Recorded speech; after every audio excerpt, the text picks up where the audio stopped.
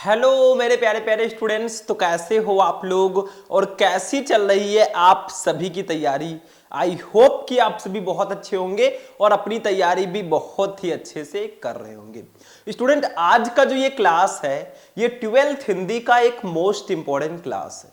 अगर आप भी 12th में हैं तो ये क्लास आपके लिए बहुत ही ज्यादा स्पेशल होने वाला है, क्योंकि आज के इस क्लास में हम पढ़ेंगे क्लास 12 हिंदी की दो सबसे महत्वपूर्ण कहानियों को। देखो स्टूडेंट, मेरा मूड कोई कहानी सुनाने का नहीं है कि आप सोचें सर आज कहानी सुनाएंगे आज नहीं पढ़ाएंगे। ये जो दोनों कहानियां हैं ये आपके हिंदी में हैं और आपके हिंदी में 5 नंबर की पूछी भी जाती हैं। तो आज हम आपका 5 नंबर कंप्लीट कराएंगे। कोई भी वीडियो हमारा निरर्थक नहीं होता है, कोई ना कोई मीनिंग उसका जरूर होता है। तो आज हम पढ़ेंगे 12th हिंदी के पंचलाइट कहानी और बहादुर कहानी दोनों को एक ही वीडियो में। पंचलाइट और बहादुर दोनों कहानी आज हम एक ही क्लास में पढ़ेंगे। और अगर आप हिंदी का पेपर उठाकर देखेंगे तो पिछले 7-8 साल से लगातार पंचलाइट और बहादुर कहानी आपके हिंदी के पेपर में आते हैं। तो आज हम दोनों कहानियों का सारांश पढ़ेंगे सिर्फ एक वीडियो में, और इस वीडियो को देखने के बाद यकीन मानिए मेरे भाई कि आपका 5 नंबर आज कंप्लीट हो जाएगा। कहानी भी बहुत मजेदार है। पंचलाइट जो कहानी है थोड़ी लव स्टोरी से रिलेटेड है और जो बहादुर कहानी है थोड़े अपनेपन से रिलेटेड है। तो दोनों को बहुत अच्छे से हम आज पढ़ेंगे। एक कहानी की तरह मैं आपको सुनाऊंगा जैसे दादी माँ आपकी कहानियां सुनाती हैं। ठीक है, चलो स्टार्ट करते हैं, टाइम वेस्ट नहीं करेंगे। सबसे पहले मेरे स्टूडेंट हम पढ़ेंगे पंचलाइट कहानी को। अब पंचलाइट होता क्या है, यही है पंचलाइट। ठीक, पंचलाइट जो हम लोग पहले यूज करते थे लोग लालटेन, उसी को ये लोग पंचलाइट बोलते हैं। अब पंचलाइट कहानी, कोई भी कहानी होती है उसमें पात्र होते हैं। जैसे कहानी कई लोग होते हैं उसमें तभी तो मिलकर बनती है। तो इसमें 3 सबसे मेन किरदार हैं। एक है गोधन, इसको हम लोग मान सकते हैं भैया हीरो, जैसे आप मूवी देखते हैं ना तो हीरो होता है। और दूसरी है मुनरी, इसको मानते हैं ये है हीरोइन, इसको हम हीरोइन मानते हैं इस कहानी में। ठीक है, तो ये हीरो है ये हीरोइन है। हीरो और हीरोइन होंगे तो क्या होगा, दोनों में भैया होगा प्रेम। क्या होगा, जिसको लव बोलते हैं। तो ये दोनों एक दूसरे से करते हैं प्यार। अब ये जो हमारी तीसरी है गुलरी काकी, देखो भैया ये पहले की कहानी है तो इसमें नाम भी थोड़ा अजीब है। गोधन अब कोई नाम नहीं रखेगा, अब के जमाने में खूब अच्छे अच्छे नाम है गोधन और मुनरी। लड़की की नाम अगर मुनरी रख दिया जाए मजा आएगा, नहीं आएगा ना। अब वही सही है, नेहा रीता गीता सीता, तो ये सही है। ये मुनरी है, ये गुलरी काकी है जो कि मुनरी की माँ है। इनकी मुनरी की माँ है गुलरी काकी। तो गोधन मुनरी से प्यार करता है भैया, सलीमा का गाना गाते हुए निकलता है, सनम रे मैं तेरा सनम हूं अरे। ठीक है, होता क्या है जब ये गाना गाकर निकलता है मुनरी को सेटिंग बनाने के चक्कर में, तो मुनरी की माँ जो है गुलरी काकी, वो क्या करती है पंचायत वालों से शिकायत कर देती है। पहले सरदार होते थे, पंचायत वाले होते थे, ठीक है, उनसे शिकायत कर देती है कि गोधन हमारे घर के सामने से सलीमा का गाना गा के निकलता है मुनरी को पटाने के चक्कर में। तो होता क्या है, इस गोधन को गांव के पंचायत वाले बाहर निकाल देते हैं गांव से। अब गांव वाले लाते हैं पंचलाइट ले तो आते हैं लेकिन उसको जलाना कोई नहीं जानता। बाद में क्या होता है, गोधन को बुलाया जाता है, गोधन ही पंचलाइट जलाना जानता है, जो पूरे गांव की इज्जत रख लेता है। बस कहानी में इतना ही तो है। अब हम कहानी लिखना कैसे है, ऐसे आप कॉपी चेक करने वाले को थोड़ी ना सुनाएंगे कि हाँ ये हीरो है ये हीरोइन है, दोनों में प्यार है, ये गुलरी काकी है, ऐसे कहानी नहीं सुनाएंगे, हमें लिखना होगा। तो चलो लिखना सीखते हैं। मतलब कहानी के पात्र आपको समझ में आ गए ना। अब देखो लिखते हैं, ये है पंचलाइट कहानी का सारांश। मैं आज आपको पंचलाइट और बहादुर दोनों कहानी का सारांश बताऊंगा, उद्देश्य नहीं, मैं सारांश बताऊंगा। ठीक है, मतलब आखिर पंचलाइट कहानी है क्या, ध्यान से समझना। देखो पंचलाइट रेणु जी की आंचलिक कहानी है। रेणु का मतलब फणीश्वर नाथ रेणु इनका पूरा नाम है, मतलब फणीश्वर नाथ रेणु जी ने इसको लिखा है। और ये एक आंचलिक कहानी है, मतलब ये गांव में जाकर उनके बीच रहकर उन्होंने कहानी को लिखा है। ऐसा नहीं कि एक होटल में बैठे आराम से लिख रहे हैं, ऐसा नहीं है। उन्होंने ये लाइव कहानी है, एकदम सजीव। ठीक है, आगे देखिए। कहानी में बिहार के एक पिछड़े गांव के परिवेश का सुंदर चित्रण किया गया है। इस कहानी में बिहार के एक पिछड़े गांव का सुंदर चित्रण किया गया है। मतलब बिहार की एक कहानी है, बिहार का एक पिछड़ा गांव है जिसको पिछड़ा बोलते हैं ना, वो गांव है, उसका यहाँ पे चित्रण किया गया है। आगे देखो, ध्यान देना। महतो टोली में अशिक्षित लोग हैं। इसी बिहार के गांव में एक महतो टोली है जिसमें कुछ अशिक्षित लोग रहते हैं। अशिक्षित का मतलब जो पढ़े लिखे नहीं है, अनएजुकेटेड जिसको बोलते हैं। तो महतो टोली है, उसमें कुछ अशिक्षित लोग हैं। ठीक है। उन्होंने रामनवमी के मेले से पेट्रोमैक्स खरीदा, जिसे वे पंच लाइट बोलते हैं। और उन्होंने किया क्या, पूरे गांव वालों ने मिलकर सोचा कि यार चलो पंच लाइट खरीदा जाए। सबने मिलकर एक पंच लाइट खरीदा, जिसको एक पेट्रोमैक्स खरीदा, जिसको वो लोग पंच लाइट बोलते हैं। चित्र मैंने आपको पहले ही दिखा दिया है। ठीक है, आगे देखो। पंचलाइट को ये सीधे साधे लोग सम्मान की चीज समझते हैं। मतलब एक पंचलाइट को ये लोग सम्मान की चीज समझते हैं। यार मैं तो बहुत बड़ी चीज ले आया। जैसे आज के जमाने में अगर कोई आप बहुत अच्छी सी गाड़ी ले आए, BMW ले आए, फॉर्च्यूनर ले आए, तो लोग आप सोचेंगे यार मैं तो बहुत पावरफुल हो गया, मैं सम्मान की चीज हम समझेंगे। ये लोग एक पंचलाइट ले आए थे, लालटेन जिसको बोलते हैं, उसको ये लोग बहुत सम्मान की चीज समझते हैं। ठीक है। पहले लाइट वाइट ज्यादा नहीं होते थे तो लालटेन से काम चलाना पड़ता था। ठीक है। अब ऐसा नहीं है, पहले फोन भी नहीं होते थे, अब तो बढ़िया फोन मिल गया है, उसी का टार्च जला लो या फिर फोन से अच्छे से पढ़ाई करो, कुछ देखो आप। अब पहले फोन ऑन नहीं होते थे मेरे भाई। ठीक है, आगे देखो। पंचलाइट को क्या होता है, पंचलाइट को देखने के लिए टोली के सभी बालक, औरतें और मर्द इकट्ठा हो जाते हैं। जब पंचलाइट को महतो टोली वाले सभी लोग अपने गांव में लाते हैं तो पंचलाइट को देखने के लिए जो बच्चे हैं, बूढ़े हैं, मर्द हैं, औरत हैं, सब इकट्ठा हो जाते हैं। यार अरे हमारे गांव में पंचलाइट आया है, चलो देखते हैं उसको। ठीक है, आगे देखो। सरदार अपनी पत्नी को आदेश देता है कि शुभ कार्य को करने से पहले वो पूजा पाठ का प्रबंध कर ले। मतलब पंचलाइट को जलाना है, वो एक शुभ कार्य है, और सरदार जो है, गांव का जो मुखिया है, वो आदेश देता है कि पंचलाइट को जलाने से पहले पूजा पाठ का प्रबंध कर लो। पूजा होना चाहिए कोई शुभ कार्य करने से पहले। जैसे हम लोग कोई बहुत अच्छी सी गाड़ी लेकर आएंगे तो हम लोग पूजा पाठ करते हैं। ठीक है, वैसे ही ये इनके लिए एक BMW ही समझो। ठीक है, आगे देखो। सभी उत्साहित हैं, सब बहुत खुश हैं, परंतु समस्या उठती है कि पंचलाइट जलाएगा कौन। सब बहुत खुश हैं, लेकिन समस्या ये उठती है कि पंचलाइट कौन जलाएगा। ये तो कहानी का एक पहलू है, अभी लव स्टोरी की एंट्री होगी। ठीक है, सीधे साधे लोग पेट्रोमैक्स को जलाना भी नहीं जानते, और इस गांव के जो अनपढ़ लोग हैं, अशिक्षित लोग हैं, वो पंचलाइट को जलाना नहीं जानते। अब एंट्री होगी हमारे हीरो गोधन की। अब देखो, इसी गांव में देखो, ये तो था कि मतलब पंचलाइट उन्होंने लेकर आया, सम्मान की चीज समझा, वो जलाना नहीं जानते। अब देखो, इस टोली में गोधन नाम का एक युवक है, गोधन नाम का एक यंग लड़का है आपकी तरह।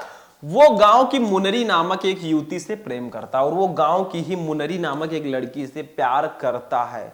लबेरिया वाली बीमारी। ठीक है, आगे देखो।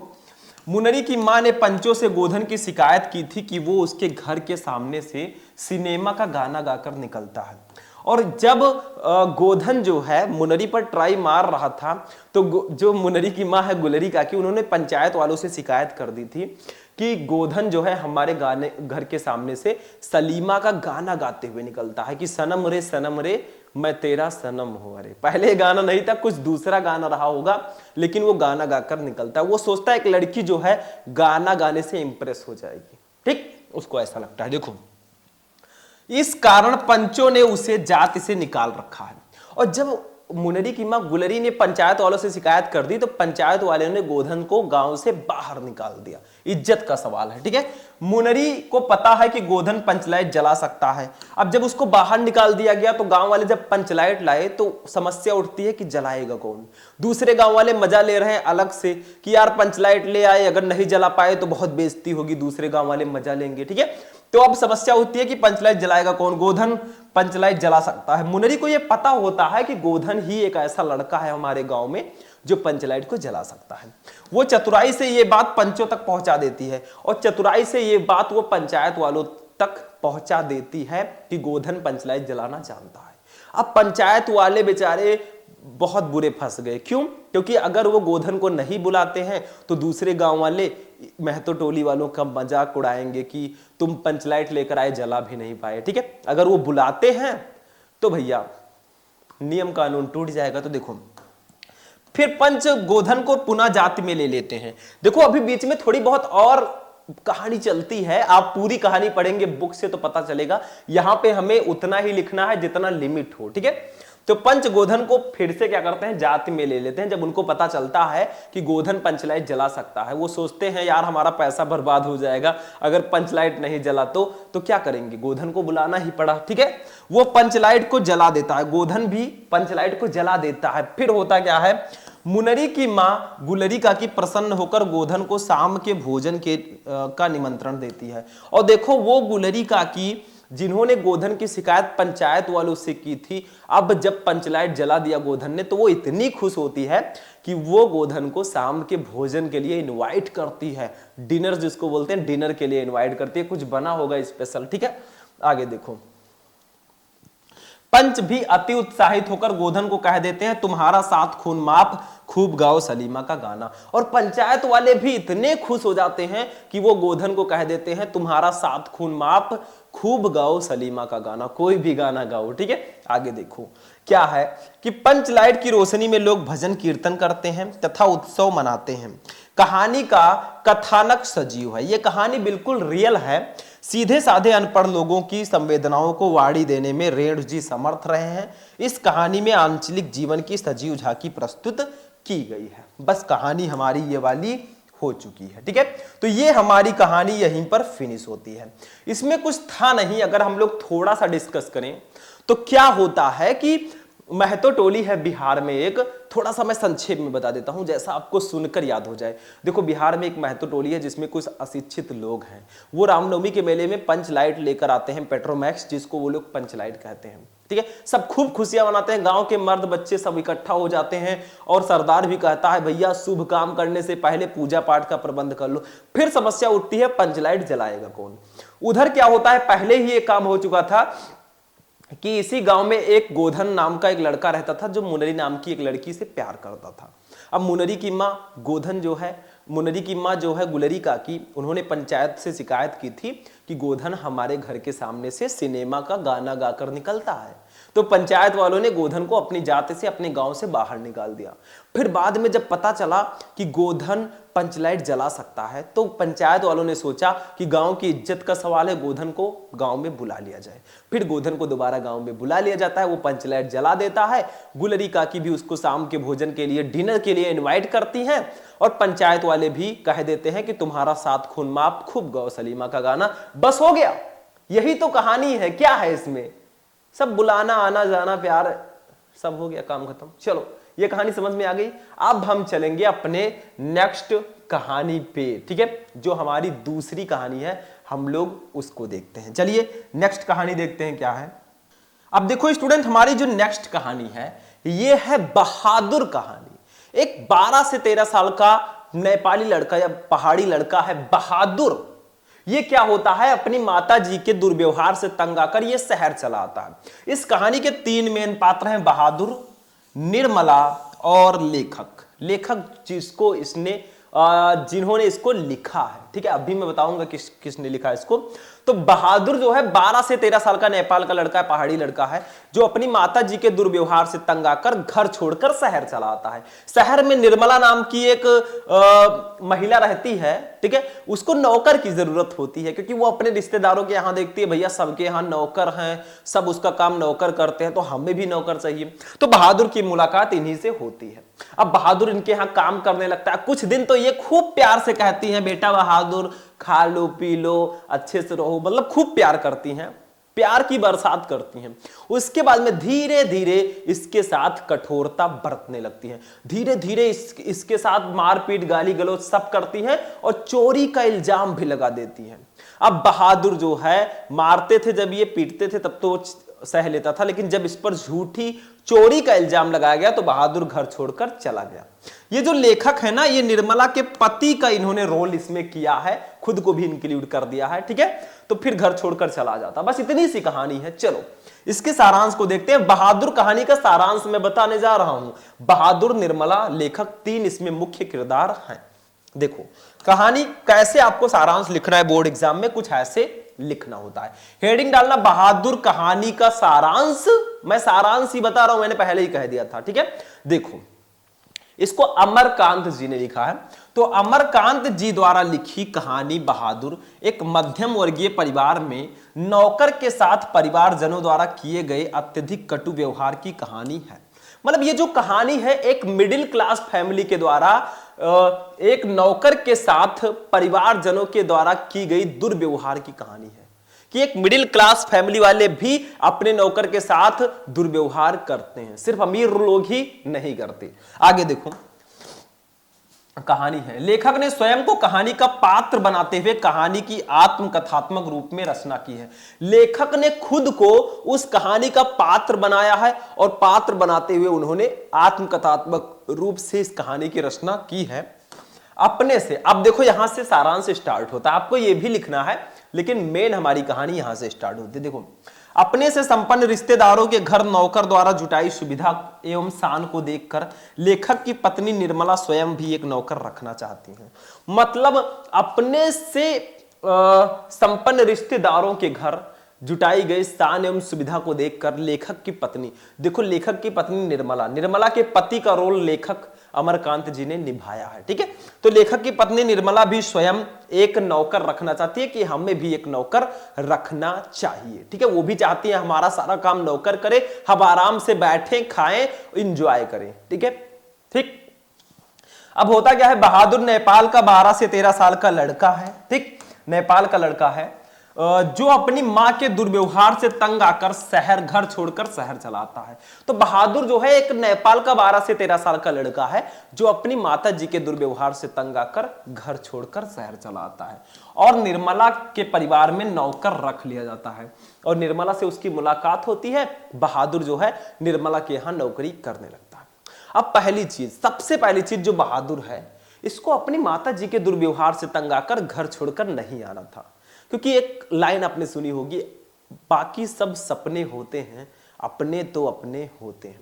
भाई माता जी कितना भी दुर्व्यवहार करें, वो आपके बेनिफिट के लिए ही आपके साथ दुर्व्यवहार करते, मतलब आपको सुधारने के लिए ही उन्होंने आपके साथ दुर्व्यवहार किया होगा। किसी की माँ अपने बच्चे को बिना किसी गलती के नहीं मारेगी, नहीं पीटेगी, ठीक है, क्योंकि माँ माँ होती है, उसके लिए क्या बोले यारो, ठीक है। वो एक रोटी खाती है, हमें 2 देती है। तो यही चीज है कि वो सबसे पहली गलती उन्होंने की बहादुर ने, कि वो घर छोड़कर चला आया, क्योंकि सबकी माता जी थोड़ा बहुत बोलती हैं ताकि बच्चा हमारा सुधरा रहे, शरारती ना हो, ठीक है। आगे देखो, निर्मला और उसका परिवार बहादुर के प्रति पहले तो अच्छा व्यवहार करते हैं, परंतु धीरे धीरे कठोरता बरतने लगते हैं। वही चीज कि निर्मला और उसके परिवार वाले बहादुर के साथ तो पहले बहुत अच्छा व्यवहार करते हैं, फिर धीरे धीरे कठोरता बरतने लगते हैं, ठीक है। आगे देखो, बहादुर या वह घर का सारा काम करता है, इसके बावजूद इसके साथ गाली गलौज से मारपीट तक की नौबत आ जाती है। बहादुर जो है बहुत अच्छा लड़का है, वो घर का सारा काम भी करता है, फिर भी उसके साथ गाली गलौज की जाती है, उसके साथ मारपीट तक की जाती है, ठीक है। झूठी चोरी का इल्जाम लगाकर उसे अपमानित किया जाता है और पीटा जाता है। इसके बाद भी जब मन नहीं भरता तो झूठी चोरी का इल्जाम लगाकर उसको अपमानित किया जाता है और उसको पीटा जाता है, ठीक है। अंततः बहादुर घर छोड़कर चला जाता है। इतने सारी चीजें करेंगे अगर, इतनी सारी चीजें, गाली गलौज, मारपीट, झूठी चोरी का इल्जाम, तो भैया कोई भी होगा वो घर छोड़कर चला जाएगा, क्योंकि आपने मुझे खरीद नहीं रखा है, नौकरी पर रखा है, मुझे दूसरे मालिक मिल जाएंगे, ठीक है। अब परिवार के सभी सदस्य उसे ढूंढते हैं क्योंकि उसके कारण सब आराम के आदी हो चुके हैं। अब क्या होता है कि निर्मला और उसके परिवार वाले सब बहादुर को ढूंढते हैं, क्योंकि उसके कारण सब काम करते नहीं थे, आराम करते थे, अब वो आराम के आदी हो चुके हैं, उनकी आदत बन गई है आराम करने की, ठीक है। आगे देखो, ध्यान से देखना। बहादुर की उपयोगिता देखकर सभी अब अपना घरेलू कार्य करने से घबराते हैं। बहादुर के घर छोड़ जाने पर वे सभी पश्चाताप करते हैं तथा अच्छा व्यवहार करने की सोचते हैं। अब वो लोग सोचते हैं कि यार काश मैंने ऐसा ना किया होता, वो अगर वापस आ जाए तो मैं उसके साथ अच्छा व्यवहार करूंगा। लेकिन एक लाइन आपने सुनी होगी कि अब पछताए होत क्या। देखो, परंतु अब पछताए होत क्या जब चिड़िया चुग गई खेत। जब बहादुर चला गया ना, वो वापस नहीं आने वाला, क्योंकि वो उसने तुम्हारी जो दुर्व्यवहार जो तुमने किया था उसको उसके दिल में वो लग गई है, ठीक है, वो नहीं आएगा वापस। बहादुर में सहनशीलता और स्वाभिमान की भावना कूट कूट कर भरी हुई है। उसके इसी चरित्र के कारण ये कहानी हमें प्रिय है। मतलब इस कहानी में कुछ खास नहीं है, सारांश में कुछ भी खास नहीं है। मतलब बहादुर कहानी में जो है सिंपल सा है कि अमरकांत जी द्वारा ये लिखी गई है और ये मध्यम वर्गीय परिवार में नौकर के साथ की गई अत्यधिक कट व्यवहार की कहानी है। निर्मला जो है अपने रिश्तेदारों के यहाँ नौकर को देखकर वो भी सोचती है क्यों ना एक नौकर रख लिया जाए। उधर बहादुर एक नेपाल का 12 से 13 साल का लड़का होता है जो अपने माता जी के दुर्व्यवहार से तंग आकर घर छोड़कर शहर चला आता है और निर्मला के यहाँ वो नौकर पर रख लिया जाता है, नौकरी पर रख लिया जाता है। पहले तो निर्मला के परिवार वाले बहुत अच्छा व्यवहार करते हैं, लेकिन धीरे धीरे वो बहादुर के साथ कठोरता बरतने लगते हैं, उसके साथ मारपीट करते हैं, गाली गलौज करते हैं और उस पर झूठी चोरी का इल्जाम लगाते हैं। अंततः बहादुर घर छोड़कर चला जाता है। फिर निर्मला के घर वाले उसको बहुत ढूंढते हैं लेकिन वो नहीं मिलता और वो सोचते हैं उनके घर वाले निर्मला के कि अब अगर वो मिल गया तो उसके साथ अच्छा व्यवहार करेंगे, बहुत अच्छे से प्यार करेंगे। लेकिन कहा गया अब पछताए होत क्या जब चिड़िया चुग गई खेत। बहादुर में सहनशीलता की शक्ति कूट कूट कर भरी हुई है। बस इतनी सी कहानी है। तो ये था 12th हिंदी की 2 महत्वपूर्ण कहानी। देखो मैंने आपको दोनों कहानी का सारांश बता दिया है, ठीक है। एक होता है उद्देश्य, वो भी मैं आपको बता दूंगा। बस आपको क्या करना है, कमेंट में लिख देना है उद्देश्य और इस वीडियो को लाइक कर देना है, चैनल को सब्सक्राइब कर लेना है। आज का ये इंटरेस्टिंग क्लास हमारा यहीं पर फिनिश होता है। हमने दोनों कहानी को पढ़ लिया, इन दोनों को पढ़ने से ही आपका 5 नंबर कंप्लीट हो जाएगा। बाकी जो भी बचा है उसको हम आपको प्रोवाइड कराते रहेंगे। तो आज का क्लास कैसा लगा, मिलते हैं हम लोग फिर नेक्स्ट वीडियो में नेक्स्ट टॉपिक के साथ। तब तक के लिए जय हिंद।